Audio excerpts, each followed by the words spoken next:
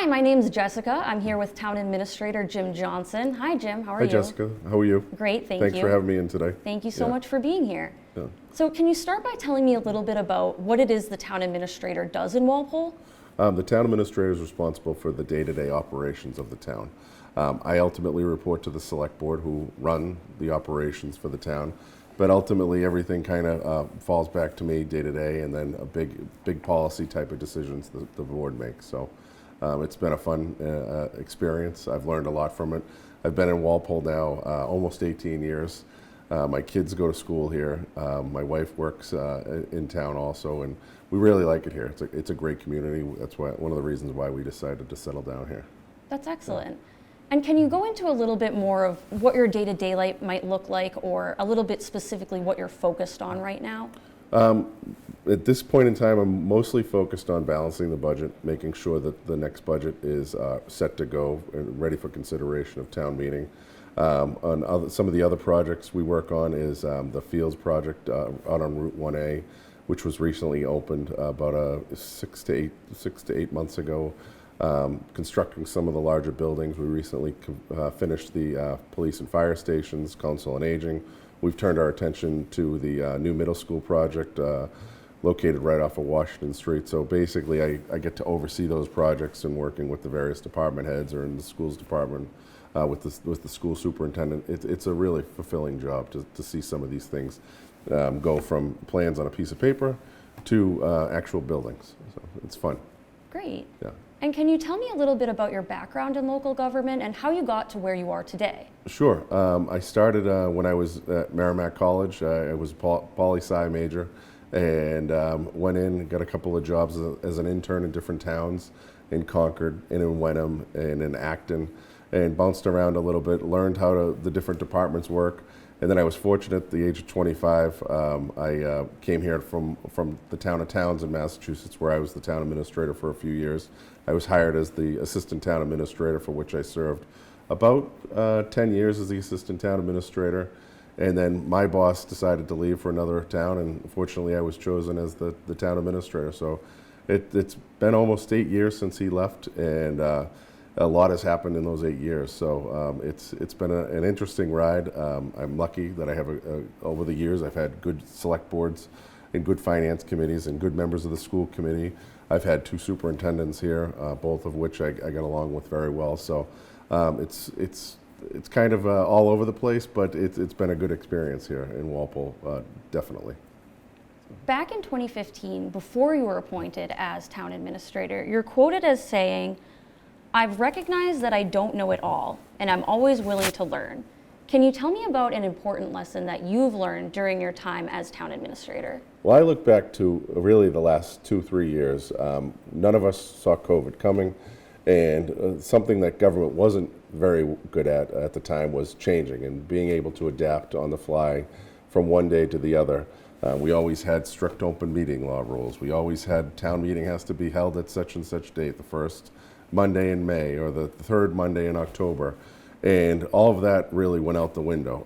We had to figure out how to continue to allow the town to operate day to day, get the tax bills out, get the water bills out, continue to supply water to our residents, make sure that septic systems were inspected, and that the public works and public safety was able to function. So we were able to really adapt and change on the fly, and that's something that really comes back to COVID, and no one saw it coming. We had to learn how to do Zoom meetings, and now we conduct a lot of town business virtually, and it's really I don't want to say it's been a blessing in disguise, but it's been something that's made us change the way we approach business here, not only in Walpole but across the Commonwealth. And on that note, are there any aspects of Walpole's local government where you would like to see some form of improvement? I don't think it's limited to just local government, but I'd like to see more community involvement. I think losing the Walpole Times when I first came here almost 18 years ago was must-read newspaper each week. The editorial section was very interesting each week, and especially leading up to town meeting and the town election every June. everyone had something to say, and I've since we've lost that, I know we share it with Sharon, but there's not much local coverage there, and I think that's important that we get some of that back. I think it'll get more people involved. And recently, I've worked with Tamara Green, the executive director here, and Chair Kenny on the Walpole Media Corp board to try to involve Walpole Media Corp and the town, bring us together so we can get at least some local coverage so people can go and learn a little bit about what's going on in Walpole. I mean, we had multiple community outreach sessions for the override vote that was discussed and decided back in November. And a lot of people at the time said, "Oh, I didn't even know this was happening. Thanks for doing this. We appreciate it." But by not having a lot of local press coverage, and that's across the state, across the country,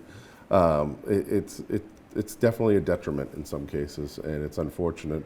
And I'd like to try to bring that back. And I think with this partnership with the Walpole Media Corp in the town, we can at least get some local coverage out there, let people know. And I think this is the first interview of many, hopefully, that you're going to be doing with town officials to let them know what's going on in town and keep them updated. So. Great, thank you. And finally, can you tell me what it is about Walpole that makes you most proud to serve as town administrator? Walpole chose me, and I chose Walpole. It's been a great community to raise my kids in. It's been a great community to live in. And I think one of the most rewarding things I see is I get to drive around town now, whether I be at coaching football on the weekends with my son or coaching basketball with my daughter in the winter. And just walking through these buildings and really seeing it's kind of the fruits of our labor that we've invested in all this time since I've been here. The town's been wise the way we've budgeted and created our building infrastructure going forward. It took the town 50 plus years to begin to address some of the buildings. And we're doing that. We've finished for the most part the town side. We've moved on to the school side. Today we're here in the high school.